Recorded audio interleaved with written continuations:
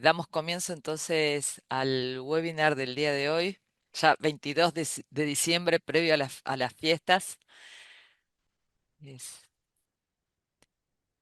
es un honor para nosotros poder hacer el último webinar del año. Eh, Vamos a hablar de un tema súper interesante, así que estoy acá con mi colega, el doctor Julián Rodríguez Kibrig, y damos Muy comienzo buenas, ¿qué tal? entonces a nuestro webinar, último webinar del año. Vamos a hablar de smartwatch y salud cardiovascular en adultos y en niños. Entonces te presento Juli.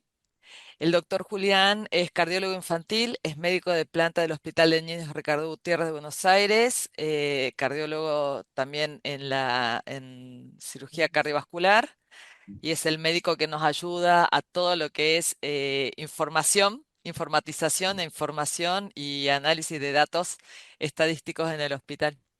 Así que muchísimas gracias por estar. Es director del Muchas Comité de gracias, Liz. Inteligencia Artificial en Socava. Muchas Bueno, gracias, Liz. Un placer estar hoy. bien, un tema súper importante. Soy cardióloga infantil, la doctora Choe. Estoy también con el doctor Julián en recuperación cardiovascular y soy la presidenta saliente de Socava. Y tenemos con nosotros a los disertantes, el doctor Claudio Morós, que es cardiólogo de adultos y cardiólogo infantil, está en el hospital trabajando, que hace congénitas del adulto, pero además en el área de prevención cardiovascular y del Hospital de Niños Ricardo Gutiérrez y también expresidente de Socava. Bienvenido, Claudio. Buenas noches a todos, gracias Lili por la presentación. Y también la doctora Daniela Pastaro va a ser disertante, es cardióloga infantil, electrofisióloga infantil y se encuentra como médica de planta en el Hospital del Niño Ricardo Gutiérrez en el área de electrofisiología, aparte de las múltiples tareas que realiza haciendo ecocardio fetal, etcétera. También es miembro de SOCAVA, del Comité de Cardiología Infantil. Muchas Bueno, gracias, Lili. Buenas noches. buenas noches.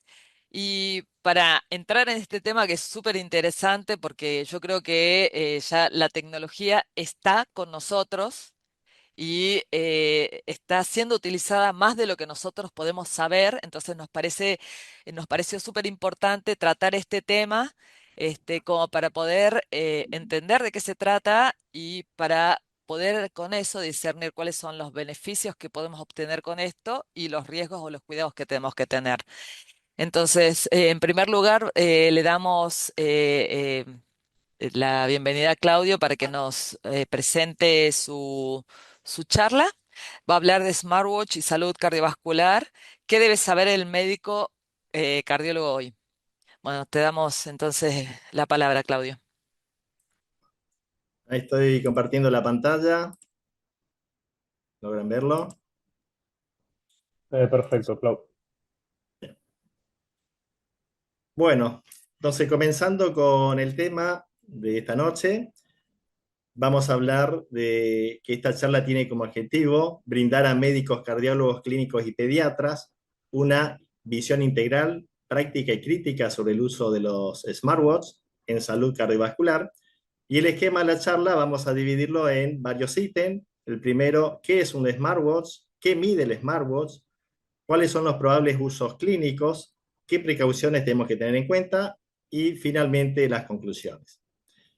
Para comenzar, quiero mostrarles este trabajo muy nuevo de la ciencia de medicina y ciencia social, donde ellos investigan a través de una encuesta de 700 y pico de encuestados, por qué la gente elige un smartwatch si realmente hay una preocupación en la salud, y lo que hacen es valorar la intención conductual.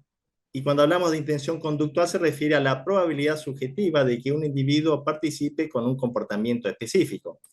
Para esto analizaron 753 encuestados de un total de 1040 y los analizaron por variables demográficas, factores de teoría unificada en la aceptación y uso de tecnologías ampliadas, que es algo que se hace para los dispositivos electrónicos, y características individuales. Hicieron tres estratos de análisis y acá pueden ver coloreados las variables que fueron significativas estadísticamente, y llamativamente pueden ver que el autocuidado de la salud o la información de salud que provee el dispositivo no tuvieron significación estadística. Entonces, este trabajo nos dice que las decisiones de adopción de los consumidores están impulsadas mucho más que por la participación tecnológica y factores sociales, que por las orientaciones individuales hacia la salud o la confianza en la precisión médica. Es decir, que la mayoría de la gente que tiene un smartwatch no lo tiene por un tema de salud, por lo que dice este análisis. ¿Pero qué es un smartwatch? Se llama smartwatch del inglés smart, inteligente, y watch, reloj, y es un dispositivo electrónico inteligente capaz de medir, procesar y transmitir información, además de interactuar con otros dispositivos y con el usuario. Integra sensores donde tenemos acelerómetro, giroscopio, plethysmografía, electrocardiografía en algunos modelos, procesa datos con algoritmos y así analiza la frecuencia cardíaca, la variabilidad de la frecuencia cardíaca, detecta arritmia, se puede conectar con un smartphone o con la nube, genera alerta y feedback en tiempo real con el usuario y aprende patrones del usuario de actividad, sueño, ritmo cardíaco, todo con esquemas de inteligencia artificial. Si vemos la cronología de la aparición del smartwatch, el primero es el Pebble, pero este era un gadget que no tenía nada que ver con el cuidado de la salud. Fíjense que empresas como Samsung comienzan en el 2013, Apple en el 2015, Huawei en el 2015, y recién integran componentes de salud para el 2018-2019. El que realmente comienza con la aplicación en salud es Apple en el año 2018 con la electrocardiografía de una derivación, y para el año 2020 todos integran la saturación y a partir del 20 comienzan a integrar funciones de toma de presión arterial. Es decir que el smartwatch se transforma de un gadget tecnológico a una plataforma de monitoreo cardiovascular. ¿Pero qué mide un smartwatch? Dijimos que el smartwatch tiene un acelerómetro triaxial, con lo cual detecta el movimiento e inicialmente valoraba la actividad física y la movilidad del paciente, los pasos caminados, pero fue integrando tecnologías de otros aparatos como el electrocardiograma, la plethysmografía, la saturación, el análisis de impedancia bioeléctrica, el AGE que después vamos a ver, la presión arterial y la rigidez arterial. Podemos decir entonces que hoy en día un smartwatch puede medir la actividad física, la frecuencia cardíaca con la variabilidad de la frecuencia cardíaca, puede analizar los patrones del sueño. En estudios estudios más avanzados y recientes, los smartwatches más nuevos pueden ver la derivación de uno, o sea, hacer una derivación de un electrocardiograma con un D1, puede detectar la fibrilación auricular, puede medir la saturación y en algunos casos puede tomar la presión arterial. Y datos más recientes pueden medir el estrés, la composición corporal y el índice AGE que veremos adelante, pero que todavía no están tan validados como los anteriores. Acá pueden ver distintas marcas de smartwatch y cada uno va a tener distintas características y van a ver que no todos tienen todos los componentes, hay algunos que son más completos que otros y eso va a depender de la marca. El smartwatch no reemplaza los métodos clínicos, pero sí funciona como una plataforma continua de monitoreo cardiovascular y de estilo de vida, y es especialmente útil para el seguimiento y la detección precoz. Acá les dejo algunas siglas de los organismos reguladores que han aprobado los distintos equipos, y cada equipo tiene su aprobación por un distinto ente regulador. Entonces acá tienen el AMI, que es la Asociación de Instrumentación Médica de Estados Unidos, la Sociedad Europea de Hipertensión, el MDR de la Comunidad Europea, que es la regulación de dispositivos médicos, la FDA que todos conocemos de Estados Unidos. Pasemos ahora a los usos clínicos, y para cardiología podemos decir que sirve para la detección de arritmia, y allí tenemos la fibrilación auricular a la cabeza, y con esto comienza el concepto de monitoreo ambulatorio de la fibrilación auricular. Detecta el ritmo irregular, puede detectar un paro cardíaco, como veremos más adelante, y realiza una derivación de 1 a través de un dipolo. Va también a controlar la frecuencia cardíaca y la variabilidad de la frecuencia cardíaca, y con estos datos puede ver el balance autonómico y el estrés del individuo, puede tomar la presión arterial a través de la plethysmografía en los dispositivos sin manguito, o con manguito a través del método oscilométrico como el del Huawei o el de Onro. Y también puede dar algún índice de rigidez arterial hay un índice de rigidez que tienen algunos dispositivos, y con el AGE es un marcador de envejecimiento biológico. Si vamos a la neurología, obviamente la fibrilación auricular también es importante porque previene el ACV, y para los casos de post-ACV también es importante ver si el paciente ha tenido o tendrá fibrilación auricular. Hay valoración del sueño, donde se pueden ver los ritmos del sueño, el insomnio, el ritmo circadiano del sueño. También analiza, y son probables aplicaciones futuras, los pacientes con epilepsia o temblores esenciales, y uno puede ver la carga de epilepsia o de temblores, y obviamente analiza la caída y la fragilidad del anciano. Con respecto a la neumonología, puede servir para la apnea del sueño, detecta la hipoxia nocturna, y es fundamental para pacientes crónicos como el EPOC, el post-COVID, el hipertenso pulmonar o la insuficiencia cardíaca, porque mide la saturación y podemos ver los índices de saturación del paciente a lo largo del día. Para la prevención cardiovascular, obviamente dijimos que medía la actividad física en forma objetiva. También, a través del análisis de impedancia bioeléctrica, puede medir la masa muscular y la grasa corporal. Pueden tener intervenciones conductuales a través de los datos obtenidos del usuario, y esto llevaría a una mejoría de la herencia terapéutica y a un empoderamiento del usuario. Pero para empezar a hablar de la tecnología, tengo que explicarle primero qué es la plestimografía. Y la plestimografía digital detecta los cambios de volumen de sangre en el dedo usando la luz. Esto lo transforma en una onda de pulso y lo analiza para obtener información cardiovascular. Existe lo que está arriba en la línea negra, la plestimografía inicial, con lo cual usted mide la saturación y la frecuencia, pero luego aparecieron la primera derivada que analiza la velocidad y por eso se llama BPG, o la de segunda derivada que mide la aceleración de la onda y por eso se llama APG. Aquí vemos la onda donde esto está reconstruido a partir de lo que detecta la plestimografía, y acá estamos viendo la velocidad de la onda. Y en la segunda derivada lo que analizamos es con qué aceleración se dan estas ondas. Esto es mucho más exacta. Pero aparte, a través de la plestimografía podemos detectar los R del ritmo cardíaco, y a través de los análisis de los RR corto va a analizar el sistema nervioso simpático, y a través del análisis de los RR largos va a interrogar cómo está el sistema parasimpático. Recordemos que en el análisis de la variabilidad de la frecuencia cardíaca existen dos formas de analizarla, y uno son a través del dominio de frecuencia, y a la derecha tenemos todas las variables que vamos a medir, y la otra es a través del dominio del tiempo, y a la izquierda están las variables que vamos a medir, y con esto vamos a ver cómo está el sistema nervioso autónomo de nuestro cuerpo. Fíjense en este artículo de un smartwatch Samsung, cómo a través de plestimografía comienzan a analizar la variabilidad de la frecuencia cardíaca. Comencemos entonces a desmenuzar un poco la utilidad de la arritmia en la fibrilación auricular.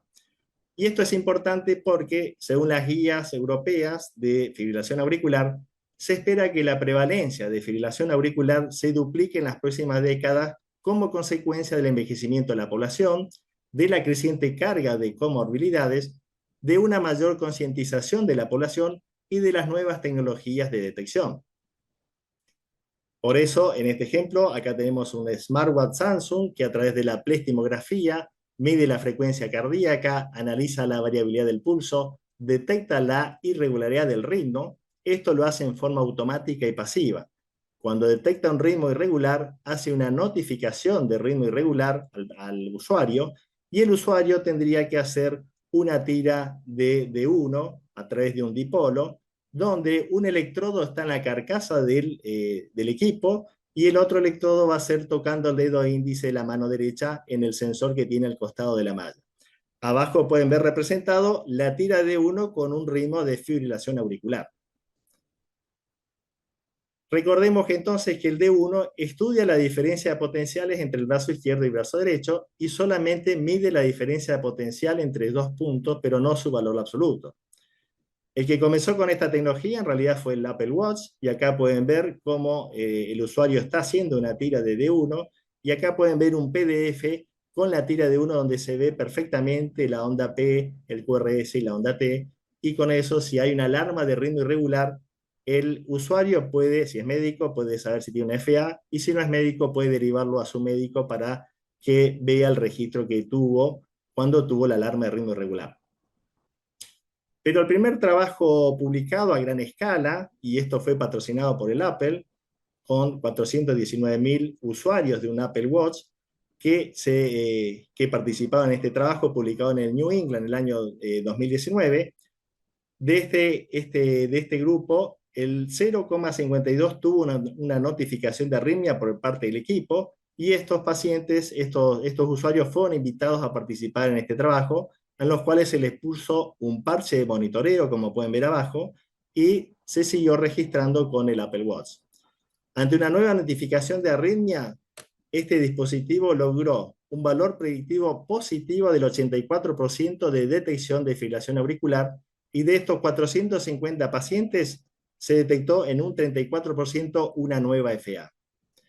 ¿Qué mostró este trabajo? Este trabajo validó la plethysmografía como una herramienta de detección de la FA, confirmó que la plethysmografía sin un electro continuo puede identificar la FA con buena precisión, y abrió la puerta a algoritmos más avanzados de inteligencia artificial con plethysmografía.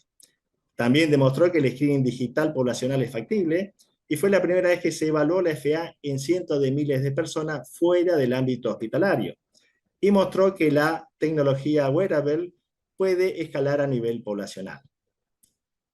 Este otro segundo trabajo fue con un dispositivo Huawei del año 2019, y fíjense que hicieron un screening de fibrilación auricular en 186.000 pacientes o usuarios, y el 0,2 recibió una alarma de ritmo irregular, y el 87% se confirmó una nueva FA, que pasaron a un control de FA en el ámbito hospitalario. En este otro trabajo podemos ver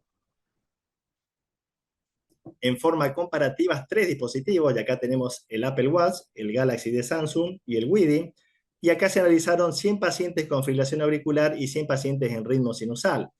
Cuando analizaron la detección que tenían en sensibilidad y especificidad, no había mucha diferencia, teniendo buenos valores el Apple y el Samsung, con valores más bajos del Withing, y cuando se excluían los latidos no clasificados, la sensibilidad de los tres equipos estaba arriba del 90%.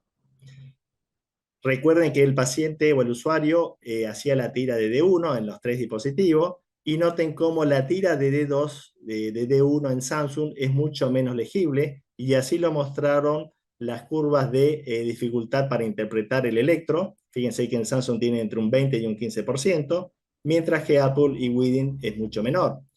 Pero utilizando el algoritmo del equipo Galaxy, la detección fue superior de ritmo de FA que el equipo Withing, que tenía un mejor trazado. Es decir, que el algoritmo Samsung, a pesar de tener un trazado peor, tenía mejor porcentaje de detección de arritmia. En el año 2023 surge otro estudio con 201 pacientes, donde se comparan cinco dispositivos para detección de FA, y lo llamativo es que tanto el Apple como el Samsung tienen muy buena sensibilidad, arriba del 85%, con una especificidad del 75%, los otros son mucho más bajos, y cuando vamos a los trazos inconclusos, es decir, que el equipo no pudo detectar o que no pudo clasificar, el Samsung tiene un 17%, el Apple tiene un 18%, y el resto está arriba del 20%. Obviamente abajo pueden ver el precio de cada dispositivo, entonces relación costo-beneficio, ustedes sacarán sus propias conclusiones. Esto es lo que habíamos mencionado, cuando el algoritmo analizaba los trazos que no podía clasificar, Samsung y Apple tenían el menor porcentaje de trazos no analizables. Entonces, la conclusión de este estudio fue que en un entorno clínico se requiere la revisión manual de los trazados en aproximadamente una cuarta parte de los casos para todos los dispositivos evaluados, eso es en promedio. Y es necesario que un médico experimentado realice una validación cuidadosa de los resultados antes de conferir el diagnóstico de fibrilación auricular basado en un electro de un solo electrodo, especialmente en lo que respecta a posibles consecuencias terapéuticas y medidas basadas de estos hallazgos. Y esto estamos hablando del año 2023. Para el año, un segundo estudio donde analizaban por qué había tanto porcentaje de trazados sin clasificar, entonces pueden ver acá en el cuadro que se debían a la presencia de marcapaseo ventricular, retardo en la conducción, bajo voltaje, artefactos, extrasístoles supra o extrasístoles ventriculares. Y todo esto generaba estos trazados irregulares. En un metaanálisis reciente, esto es del año 2025, donde se incluyó 26 estudios con una población de 17.349 pacientes, noten cómo ha aumentado la sensibilidad y la especificidad en casi todos los dispositivos, estando a la cabeza el Apple, el Samsung y el Amazfit, Amazfit, pero todo arriba del 90%. A la izquierda tiene una curva ROC, donde muestran por dispositivo el área bajo la curva para detección de fibrilación auricular, y fíjense que están todas arriba del 0,96, 0,97, 0,98, lo cual es excelente. Recuerden que el 1 es la perfección. Y a la derecha compararon la forma de detección de la fibrilación auricular comparando el electrocardiograma por el bipolo con la derivación de 1 versus la plextimografía, y noten que ambos métodos son exactamente muy buenos. Incluso la plextimografía es levemente superior al electro.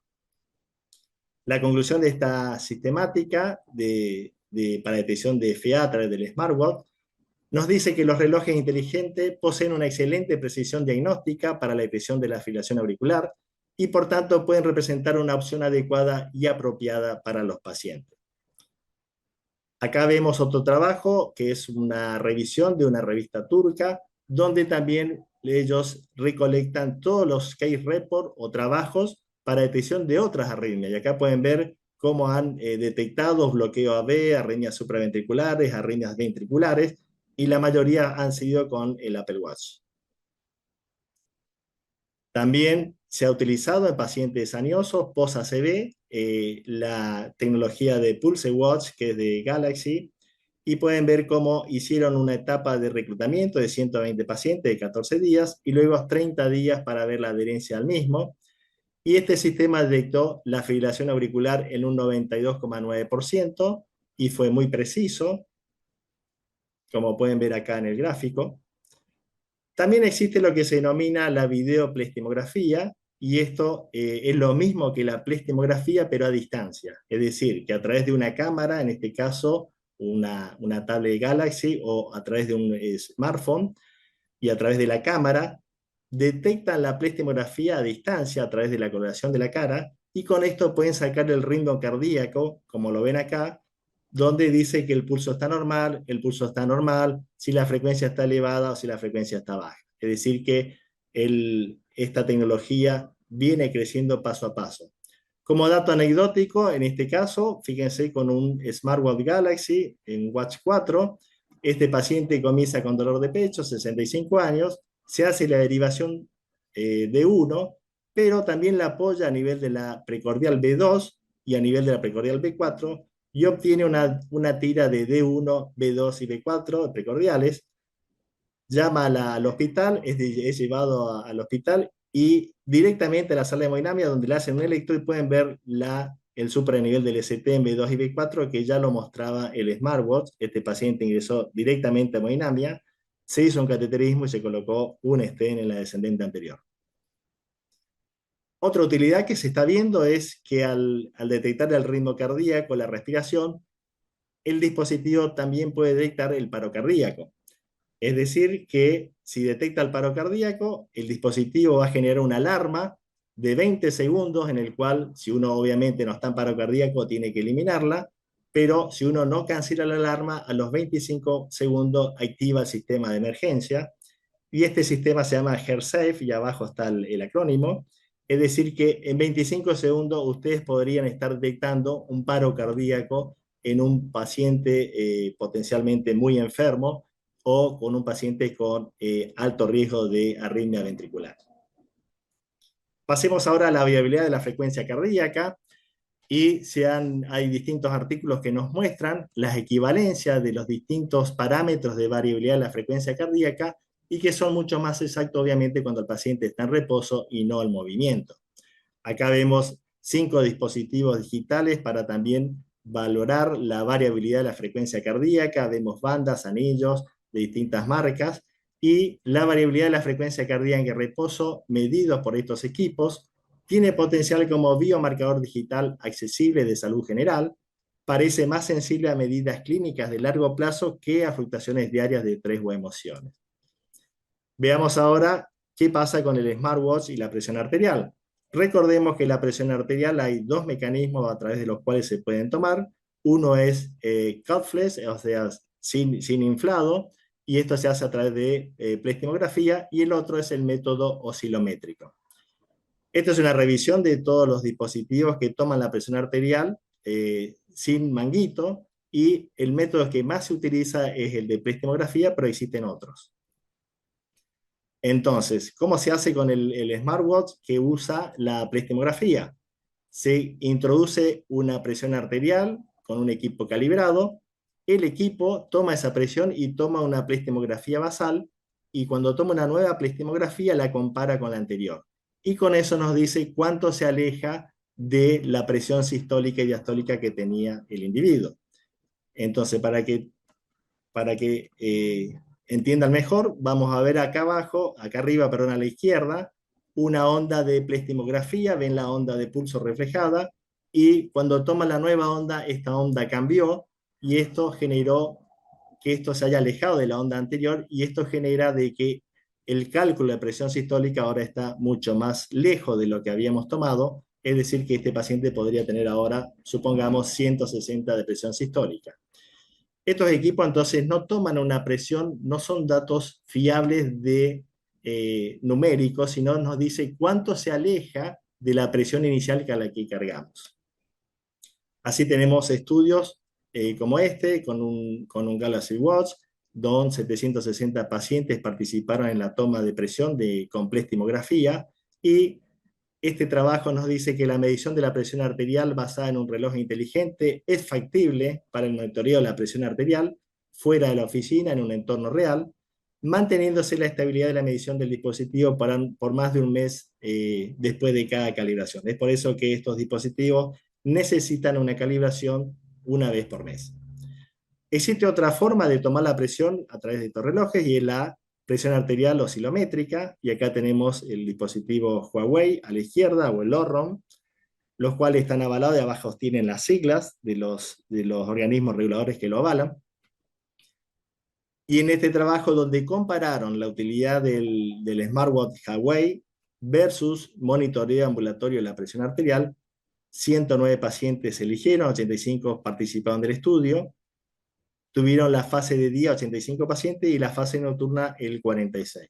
Fíjense, arriba en la presión sistólica, en redondito, es la presión tomada por el smartwatch, y en triangulito es tomada por el presurómetro. Abajo la presión diastólica lo mismo, y fíjense cómo las curvas se superponen coincidiendo, ¿no?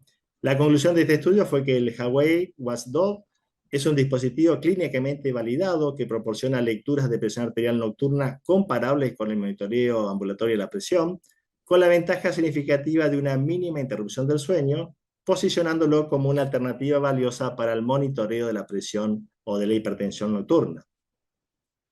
Veamos ahora en el área de apnea del sueño. Ya de hace tiempo los dispositivos han tenido sensores que nos permiten calcular la saturación de oxígeno, y en este trabajo donde se validó la saturación de oxígeno, fíjense que el dispositivo solamente tiene un desvío del 3% de la desviación cuadrática media, que es una medida estadística para comparar dispositivo con el gold estándar. Entonces solamente hay una desviación muy baja. Los valores entonces de la desviación cuadrática media en la saturación de oxígeno fueron para el smartphone del 2.6 y para el smartwatch del 1.8, es decir, que en promedio fue menos del 3%. La conclusión de este trabajo fue que el dispositivo para medir la saturación de oxígeno mostró solamente un 3%, menos del 3% de desviación cuadrática media, cumpliendo con los estándares de aprobación de la FDA y de la ISO. Es decir, que la saturación está aprobada completamente. Sin embargo, hay que recalcar que es necesario realizar pruebas adicionales en personas con tonos de piel más oscuros, porque allí la melanina de la piel absorbe la luz, y esto dificulta la pleximografía, generando por ahí resultados más erróneos. Dijimos que servía también para la evaluación de la apnea del sueño, y acá compararon el índice de apnea y hiponea y lo compararon con una polisomnografía. Vemos entonces que el algoritmo del smartwatch mostró una sensibilidad del 92% con una especificidad del 92% y una precisión general del 92,5%. Pero la dificultad que tuvo es que hubo una subestimación sistemática del índice de apnea y hiponea por parte del smartwatch en los casos de apnea del sueño leve. Tuvo mucha más significación para la apnea moderada severa. Veamos ahora cómo actúa el smartwatch en el ejercicio en la hidratación. Y esto es algo que se está desarrollando y están evolucionando los sensores, donde el individuo, a través del ejercicio, el aparato va calculando la hidratación de la piel y le va a tener una alarma o una notificación de que necesita consumir agua para mejorar su hidratación. Esto es gracias a nuevos sensores que han sido diseñados, que a través de luces rojas, verdes y ultravioleta, generan una reflexión de la luz que he analizado matemáticamente y la comparan con pieles hidratadas o deshidratadas, y nuevamente el color de la piel acá también es una limitante. También acá vemos cómo se corrigen a través de los sensores de movimiento para detectar errores, es decir, que si el paciente está en movimiento, las ondas pueden cambiar y esto puede generar cambios en la medición de la hidratación. Vemos acá otro estudio de 291 participantes donde se compararon estos dos smartwatch para calcular la sudoración de los pacientes durante el ejercicio, y en la evaluación de linealidad vemos que el Samsung tuvo una correlación de 0,9 y el Garmin de 0,77, y este estudio nos mostró que estos smartwatch por ahora tienen una baja precisión para rastrear la pérdida de sudor durante el ejercicio. Los dispositivos a menudo subestimaron o sobreestimaron la pérdida del sudor, pero sin embargo en la evaluación de linealidad muestra que hubo una correlación aceptable, especialmente del Samsung Galaxy, con una correlación del 0,9. Esto sugiere que estos dispositivos pueden ser útiles para monitorear cambios en los valores de pérdida del sudor a lo largo del tiempo, en lugar de depender de una medición exacta de la pérdida de sudor en mililitros.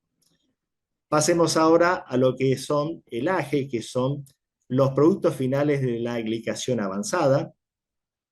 Y esto, el AGE, se mide a través de autofluorescencia cutánea y ha surgido como un método no invasivo y preciso y práctico para mostrar en la piel los niveles de estos productos finales de la glicación avanzada.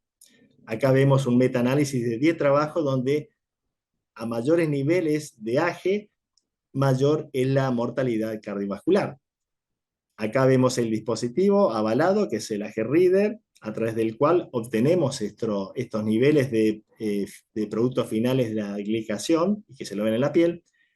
Y ahora el único dispositivo en la actualidad que ha incorporado un sensor bioactivo que mide de cierta manera el índice de AGE, que no tiene correlación con el AG Reader, no sabemos exacto cuáles son los niveles, pero que lo clasifica en saludable, poco saludable o enfermo por colores. También tenemos que hay smartwatch que también miden la impedancia bioeléctrica, y acá vemos cómo se hace colocando los dos dedos sobre el sensor, y esto transmite una corriente y a través de la impedancia que tienen los tejidos va a calcular la masa grasa y la masa muscular y la cantidad de grasa corporal. Esto obviamente todavía le falta validación y son nuevas tecnologías que recién han salido. También hay otras tecnologías que se están investigando, por ejemplo, tecnologías de inteligencia artificial portátiles que muestran un potencial significativo para el manejo de la epilepsia, ofreciendo un monitoreo continuo y en tiempo real para la detección temprana de convulsiones en pacientes epilépticos. Y acá vemos el trabajo en el cual se está investigando esta línea de avance. ¿Cuáles son las precauciones que tenemos que tener en cuenta con el smartwatch?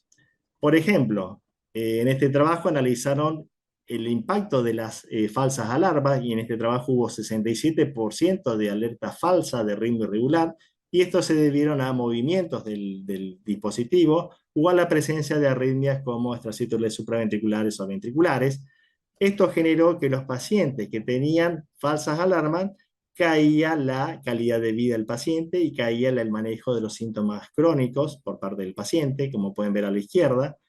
Y esto parecía tener, o parecía ser peor cuando más alarmas tenía el paciente, y acá compararon los pacientes con una alarma o dos, y los pacientes que tenían más de dos alarmas. Entonces fíjense cómo fue empeorando también la calidad de vida del paciente y el manejo de los síntomas crónicos por parte del paciente. Es decir, que a mayor número de alarmas falsas, peor se siente el paciente, y esto es algo a tener en cuenta cuando indicamos un dispositivo. Hay que conocer bien si el paciente es ansioso o tiene algún problema psicológico. Solo para mencionar, este 67% de alarmas falsas, una vez que se entrenó al dispositivo con Deep Learning, redujo estas alarmas falsas en un 83%. Es decir, que la exactitud de estos dispositivos y estos algoritmos mejora a medida que son entrenados con mayor dato o mayor número de población. También para comentar que hay algunos dispositivos, y esto es un reporte de una revista de arritmia, que pueden interferir con dispositivos implantables, y acá vemos la interferencia en distintos colores, donde en celeste está el ruido, perdón, en amarillo está el ruido, en rojo está la sobredetección del R por el dispositivo, y en rosa está la sobredetección de la onda T, con distintos modelos y con distintos dispositivos. Para ir terminando, vamos a decir que los smartwatches ya son una herramienta clínica complementaria, que no todas las métricas tienen el mismo nivel de validación, que la percepción del usuario condiciona el impacto en la salud, que la plestimografía puede verse reducida en personas de piel oscura, y que el futuro está en la integración clínica y la inteligencia artificial para el manejo de los datos. Bueno, muchas gracias. Excelente, Claudio. Súper completo todo lo que nos puede brindar el smartwatch y también todos los cuidados que debemos tener. En honor al tiempo, vamos a seguir con tu charla, Daniela, como para poder terminar las charlas y después abrimos un tiempo como para contestar preguntas y generar un debate. De la Bueno, charla de la doctora, también está alineado con el mismo tema, smartwatch y salud cardiovascular, pero lo que el médico debe saber en cuanto al uso en la edad pediátrica. Te damos entonces la palabra. bueno, buenas noches. Bueno, exactamente, después de esta explicación tan perfecta del funcionamiento de los smartwatches, vamos a hablar específicamente qué nos puede servir a nosotros esto en pediatría. Desde el punto de vista pediátrico, en realidad, sabemos que las arritmias cardíacas, dentro de las más frecuentes o los principales motivos de consultas que puede haber en una guardia, son las taquicardias supraventriculares. Y sabemos que tanto en neonatos como en lactantes pueden llegar a tener síntomas totalmente inespecíficos, irritabilidad, que no quieran comer, etcétera. O un niño mayor ya pueden referir, cuando hablo de niño mayor, 4 o 5 años, ya refieren las palpitaciones de manera más específica. Ahora, con el relato muchas veces no llegamos al diagnóstico. Estas arritmias tienen un comportamiento que es súper caprichoso, y nosotros, para hacer el diagnóstico exacto, necesitamos el registro electrocardiográfico durante el episodio. Entonces, como conocemos que estas arritmias son de tipo paroxísticas, es decir, aparecen en cualquier momento, en cualquier lugar, como yo siempre les explico a los padres, haciendo una clase de yoga en el Britorco o corriendo una maratón de 42 kilómetros, el registro no siempre va a ser fácil, sobre todo si el episodio tiene una escasa duración, a pesar de que haya una sospecha clínica. Entonces, nosotros en pediatría, ¿qué herramientas tenemos como para poder pescar estas arritmias? Una puede ser el registro del Holter, que sabemos que es un registro del electrocardiograma durante 24, a veces hasta 72 horas, y hay algunos equipos que pueden medirlo durante 7 días, pero implica tener este aparato en el momento justo que vaya a hacer la detección. Son aparatos que no los tienen en la casa del paciente, que lo va a tener el instituto o el hospital que se lo provee, se coloca y se retira. Si en ese momento no tuvo un registro, de una arritmia supraventricular o este tipo de arritmias paroxísticas, no tenemos el diagnóstico nuevamente. Ahora, también lo que podemos tener son dispositivos implantables también, eso es otro método. Esto ya implica un método invasivo, si bien el procedimiento es muy sencillo, inclusive en adultos se hace con anestesia local, alguno de estos aparatitos que vemos acá, fíjense en los tamaños que son pequeños, se colocan en el pecho por debajo de la piel inmediatamente, y tienen una determinada duración y podrían llegar a registrar el episodio. Pero estamos hablando en un niño que esto no lo vamos a hacer con anestesia local, lo vamos a hacer con anestesia general y generalmente lo tenemos reservado para aquellas arritmias que pensamos que pueden estar relacionadas, que sean arritmias malignas que pueden llevar a la muerte súbita al paciente, ¿no es cierto? Algo que nos genere realmente que tenemos que hacer el diagnóstico de manera urgente. En líneas generales, no es algo de la práctica diaria, ¿no es cierto? Después lo otro que tenemos son las aplicaciones para dispositivos móviles que permiten obtener un registro electrocardiográfico que pueda identificar arritmias de pacientes pediátricos en el momento que presentan los síntomas. Fíjense en los costos, 90, 100, $150 aproximadamente, bueno, en este caso está en euros, y es de uso personal. Si es el Cardia móvil que se compra generalmente afuera, se instala en el celular y es de uso personal. No es que yo como médico puedo comprar e ir prestándoselo a todos mis pacientes. Y bueno, está de una derivación, que es el más barato, y después ya tenemos de 6 derivaciones incluso, y que sirve para hacer la detección. Con solo apoyar los dedos, permite obtener un electrocardiograma que es muy representativo. Pero nuevamente, tiene que ser un paciente con un poder adquisitivo o que tenga la posibilidad de viajar al exterior o alguien que se lo traiga, porque además hay que instalarlo generalmente en el exterior, en el celular. Ahora sabemos que en pediatría la tecnología móvil, bueno, en líneas generales, actualmente la tecnología móvil se ha vuelto omnipresente, pero en la vida de los niños es algo que está en el día a día, ¿no es cierto? Y los relojes inteligentes ya vienen con pantallas adaptadas, diseños coloridos, con distintas funciones, y que, por ejemplo, algunas funciones útiles, como al menos algún padre lo puede considerar, por ejemplo, los rastreadores GPS. Entonces, en lo que refiere a la precisión de los electrocardiogramas de los relojes inteligentes, como recién muy bien estuve explicando, se demostró tanto en adultos, en niños, en nuestro caso, y en neonatos. En adultos vimos que claramente hay un interés específico para el diagnóstico de la fibrilación auricular, por el aumento que hay progresivamente con el avance de la edad y demás. Pero en niños siempre el uso es más acotado, sin embargo, de gran utilidad. La fibrilación auricular tiene algo que es muy detectable por estos relojes inteligentes, que es la alteración del ritmo, la irregularidad del ritmo, ¿no es cierto? En cambio, en niños ya vimos cuáles eran las arritmias, sobre todo las que nos ayudan a detectarlas, que son las taquicardias supraventriculares, que se caracteriza por ser una arritmia justamente regular.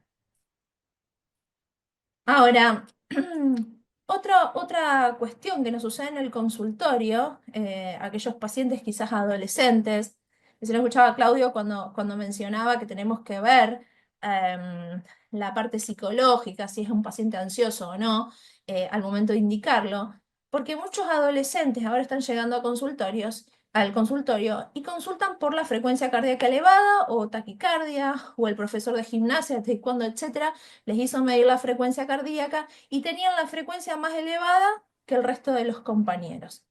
Entonces eso puede llegar a ser un motivo de consulta actual, ¿no es cierto?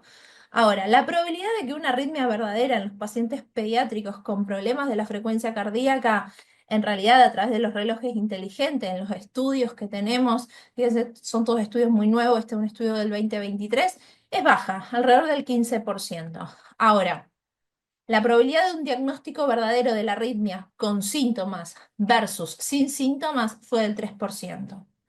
Ahora, cuando la frecuencia cardíaca era muy elevada, más de 190 latidos por minuto versus menos de 120, fue del 14%. Esto es algo que yo siempre cuando les enseño a tomar la frecuencia cardíaca en el consultorio, les explico que nuestros pacientes, los pediátricos, siempre para que sea una arritmia, es pedir 200 latidos por minuto justamente.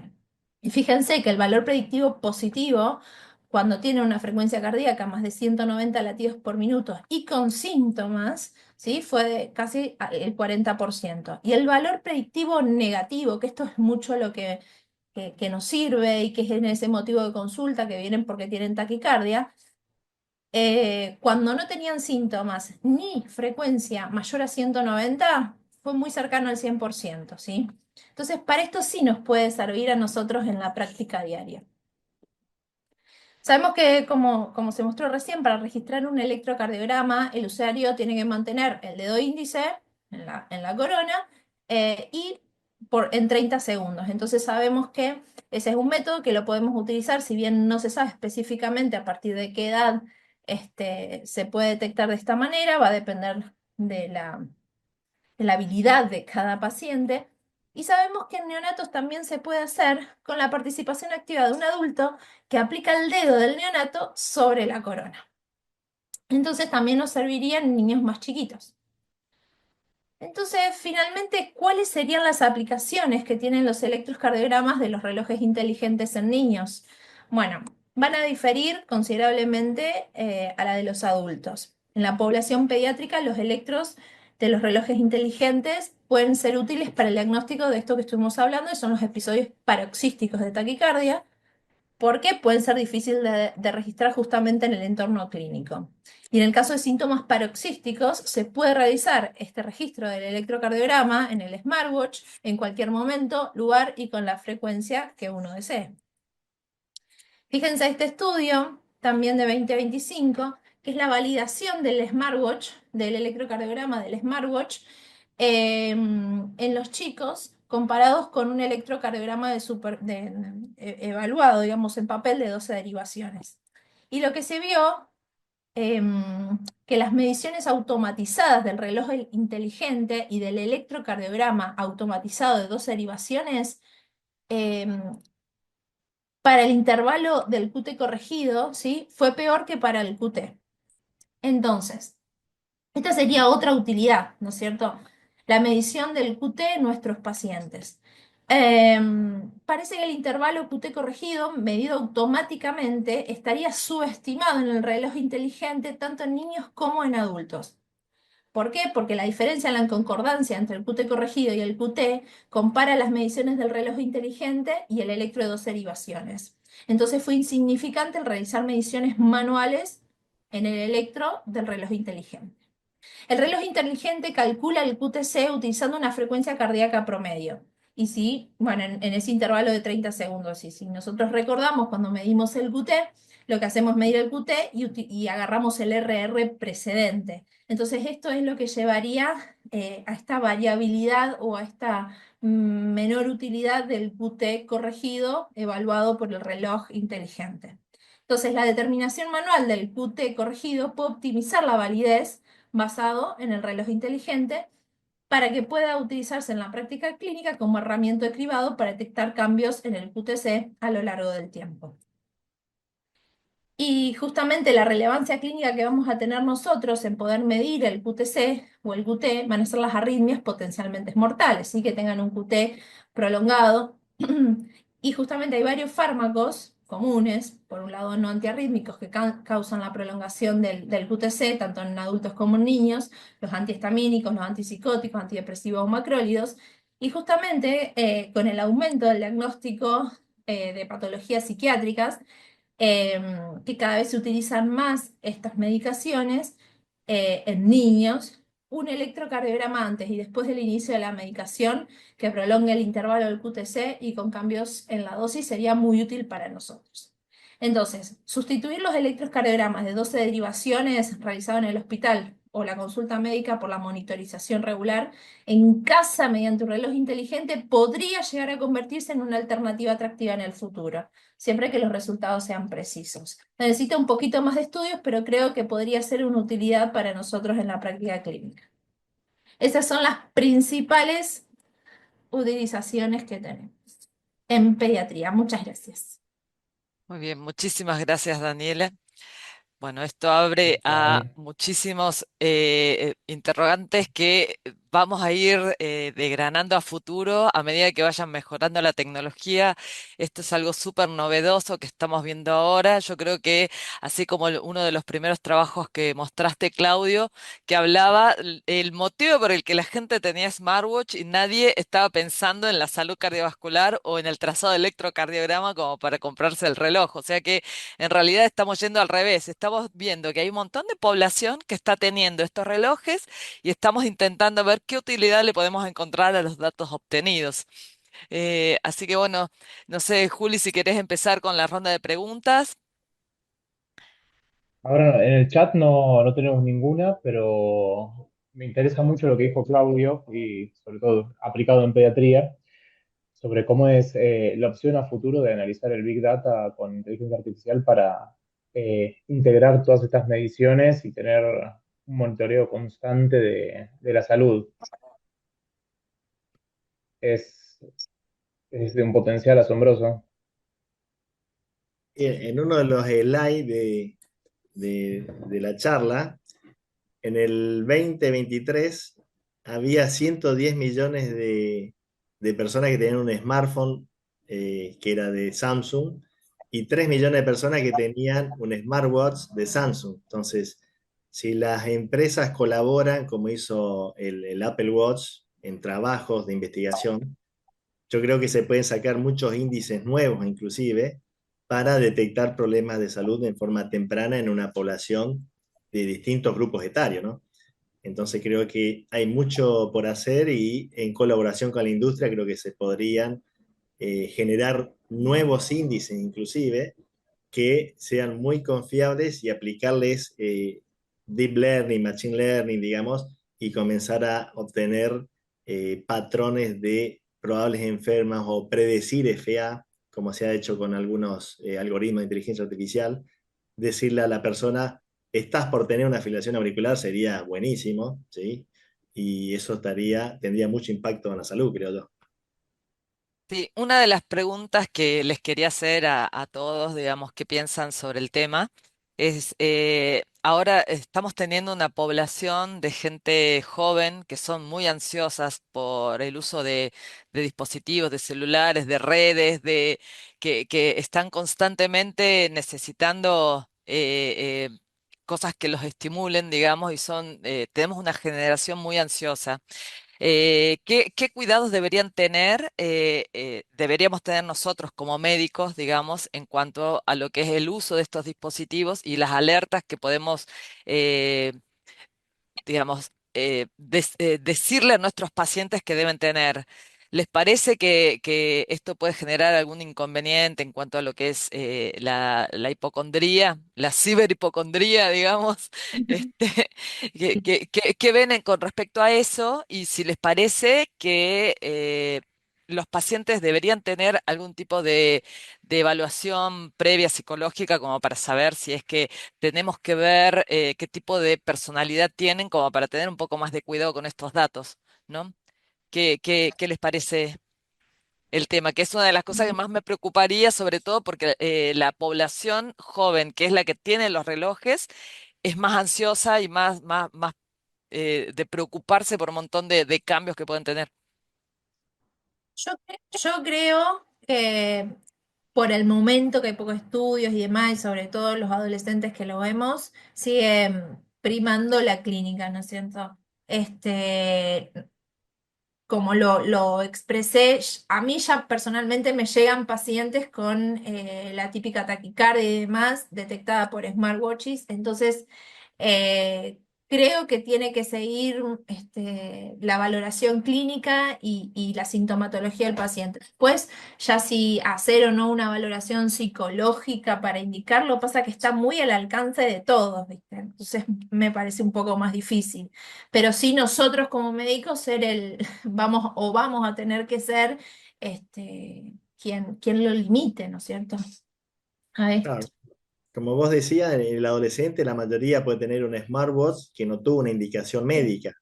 Es decir, que está expuesto a esa ansiedad ya por el propio aparato. Creo que médicamente uno tiene que enseñarle que los dispositivos tienen falsas alarmas, que eso a menor edad son más altas las chances de tener una falsa alarma, y cuando uno más enfermo está, el dispositivo actúa mejor. Entonces, discriminando quién realmente está en riesgo. Entonces, creo que haciendo una alfabetización en tecnología médica y diciéndole, mira, esto es así, esto es así, y mostrándole cómo funciona el dispositivo, por ahí uno puede llegar a tranquilizar. El que se pone ansioso porque tiene un cuadro de ansiedad y se va a poner ansioso igual, digamos, entonces tendrá que hacer una consulta psicológica probablemente Mm. para detectar el problema. Y lo mismo pasa en el adulto que uno indica. Entonces, yo estoy tentado de indicárselo a pacientes que han tenido una FA o que han tenido un dispositivo de CRCA y han hecho una FA. Entonces, son pacientes que tienen altas chances de volver a repetir una fibrilación auricular con la chance de un accidente tromboembólico por la arritmia. Entonces, a mayor edad, más chance de FA. A mayor obesidad, más chance de FA. Entonces, creo que me orientaría en FA para esa población. Y la población sana que lo tiene, bueno, enseñarle cómo usarlo, cuáles son los beneficios, que no tome todo al pie de la letra, porque eso hay que analizarlo. Entonces, tendría que tener una consulta médica para sacarse las dudas.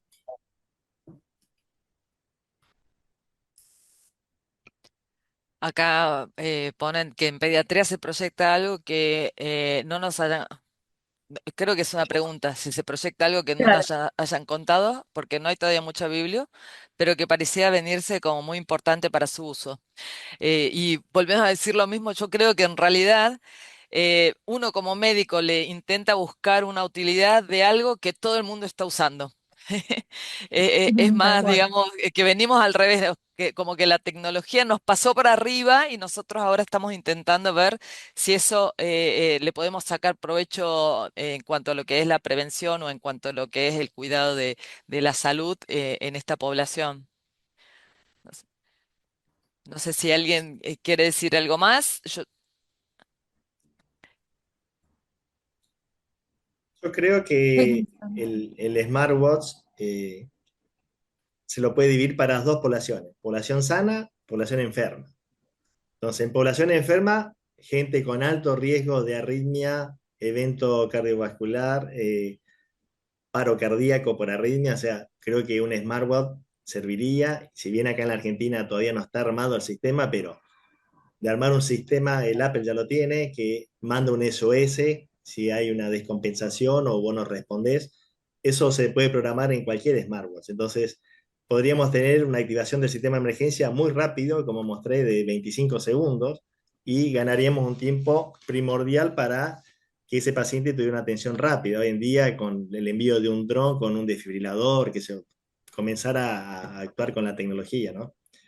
Y lo Claro, otro que eso, es los sistemas predictivos con inteligencia artificial, porque hoy con inteligencia artificial se está entrenando al algoritmo a que se le enseñe al paciente que tuvo FA, se le muestran los electros previos, entonces el sistema previene con 2 o 3 días que esa persona va a tener una arritmia.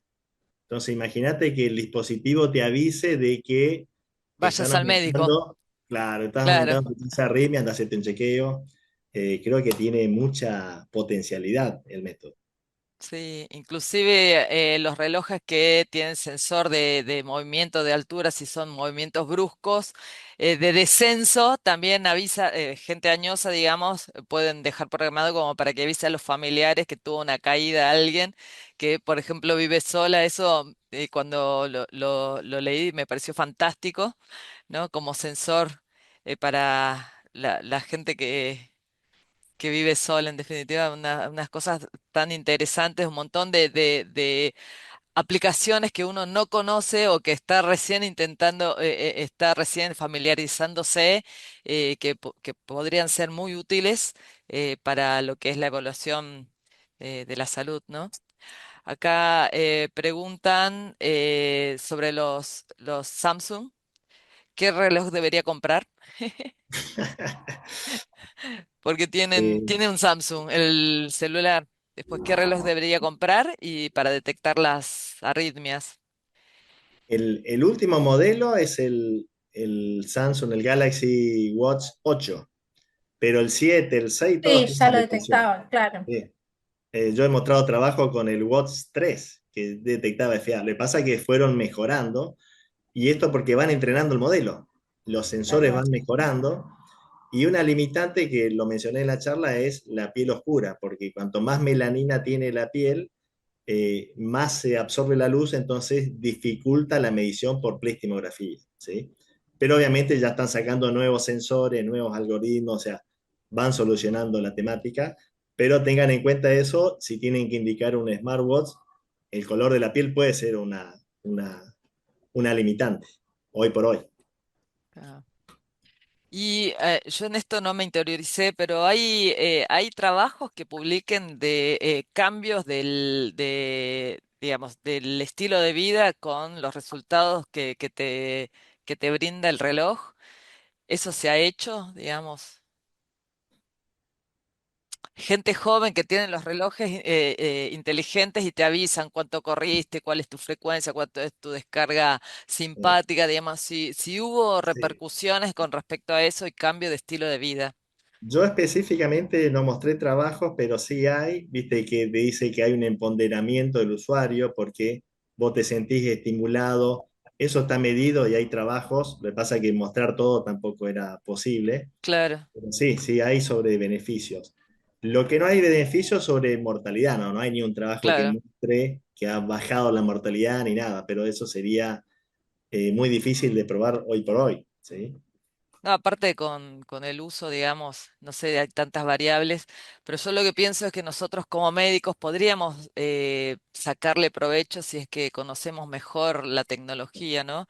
A mí me pasó de pacientes, tengo varios pacientes, soy cardiólogo infantil, así que tengo varios pacientes pediátricos que han tenido en algún momento algún evento arrítmico y con esto que digo que los adolescentes actualmente son mucho más ansiosos que en nuestra época en donde básicamente creo que nos daban menos bola que ahora, que le damos bola a todo lo que nos refieren.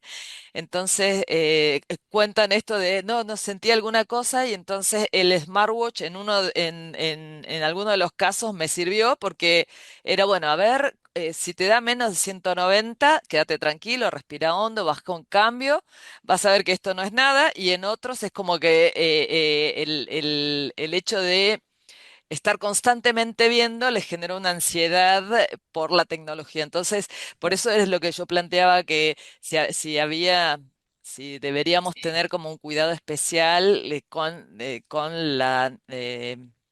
la parte, digamos, psicológica de cada paciente, tenerlo en cuenta antes de definir Bueno, si va a ser útil o no, pensando también que en las guías de salud están hablando también la neurocardio, digamos, la conexión de lo neurológico como cardiológico en la salud cardiovascular. sí, con respecto a eso, justo ayer un compañero me comentaba, él tenía un smartwatch de una marca tipo Huawei más vieja, y él entrenaba y le daba como en el pico de ejercicio 200 latidos por minuto. Y luego incorporó un Apple Watch de último modelo y nunca está arriba de 160. Entonces, el dispositivo que sea más nuevo va a tener mucho más exactitud que el dispositivo más viejo. Entonces, primero yo vería qué dispositivo tiene y cuánto le creo a ese dispositivo, ¿sí? Porque si es una tecnología de 5 años atrás, es totalmente diferente a la actual, totalmente diferente. Porque los sensores han cambiado, los algoritmos le han puesto inteligencia artificial, entonces todo esto ha ido mejorando de una forma terrible, ¿sí? Entonces, no es lo mismo tener un reloj viejo, por ejemplo, el Xiaomi, la banda de Xiaomi que te medía la frecuencia cardíaca, que tener un smartwatch último modelo, donde ya toda la tecnología ha ido mejorando. Creo que había una pregunta con respecto al modelo, ¿no? Sí, Sí, sí, hay una dice, pregunta. actualmente según... perdón, Juli. Sí, no, hay otra pregunta, estás leyendo ahí. Actualmente, según su experiencia, ¿qué marca o qué reloj está más validado? La pregunta es ¿para qué? Si vos decís Claro. para detección de fibrilación auricular, el Apple Watch, el Samsung Galaxy, bueno, han mostrado una alta fiabilidad, incluso hay otros modelos, como hay uno de Amazon que también mostró, y ahí mostramos el metaanálisis de este año, que tienen muy buena sensibilidad y especificidad para detección de FA. Si vos me decís para presión arterial, y los mejores serían el Huawei y el Onron, que tienen el método oscilométrico y que están validados contra monitoreo ambulatorio de la presión arterial. Ah, sí, increíble. la medición de la presión por plethysmografía te ayuda a saber si te estás alejando de una presión normal, ¿sí? Pero no es un valor real, te dice cuánto te estás alejando de la De presión tu que valor, cargaste, de claro, tu de tu valor.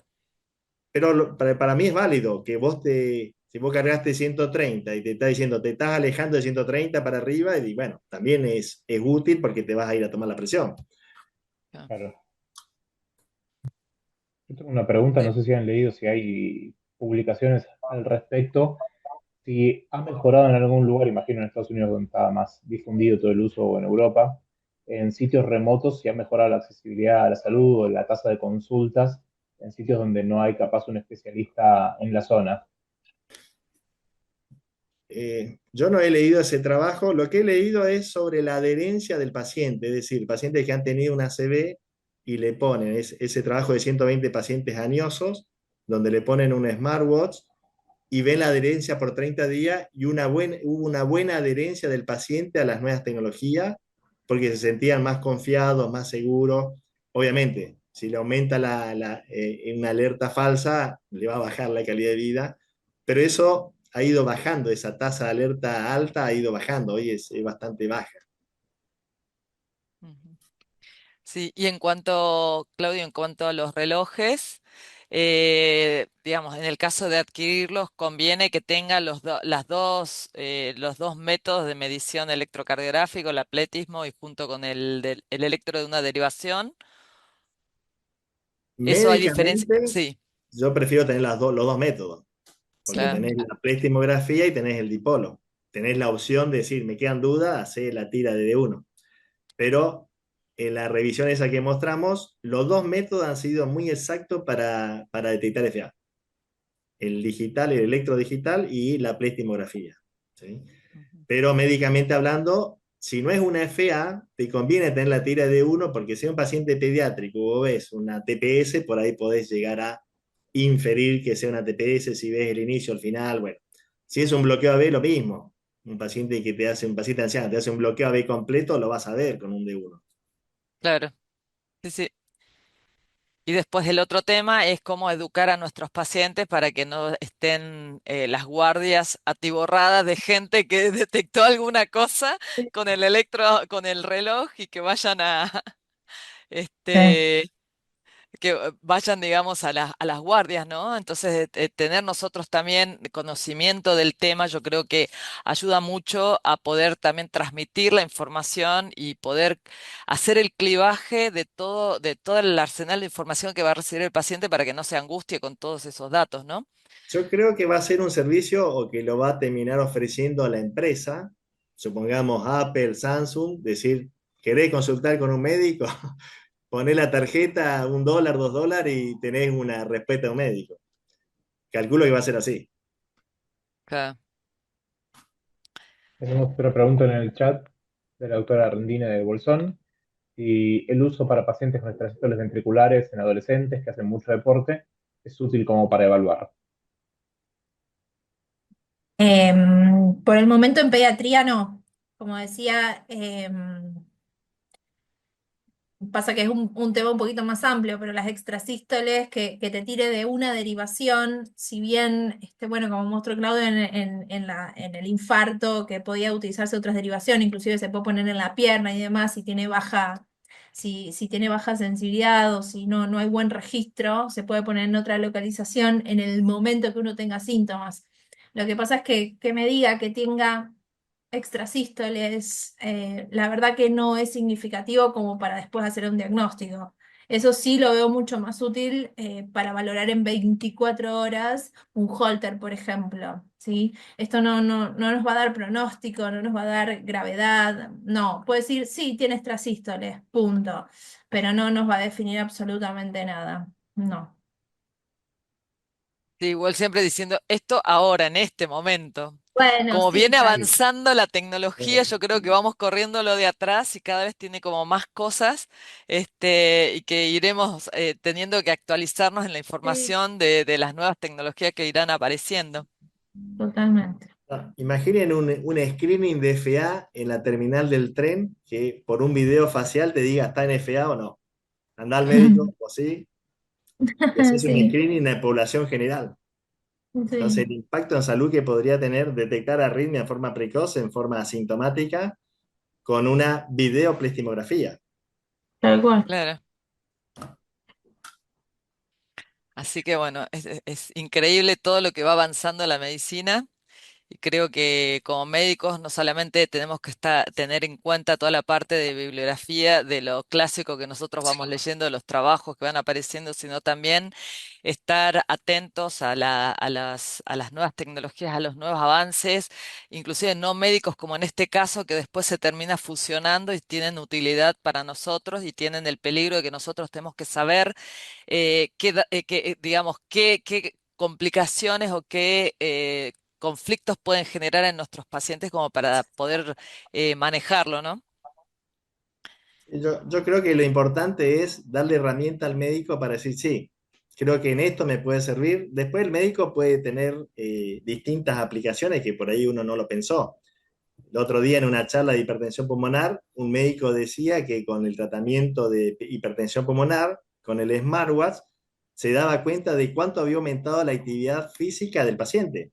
Que la caminata Claro, de 6 minutos no le decía nada, pero el smartwatch le decía, mirá, caminó 2000 metros, caminó 3000 metros. Y tenía todo el promedio de aumento de caminata del paciente con triple terapia de hipertensión pulmonar, por ejemplo. claro.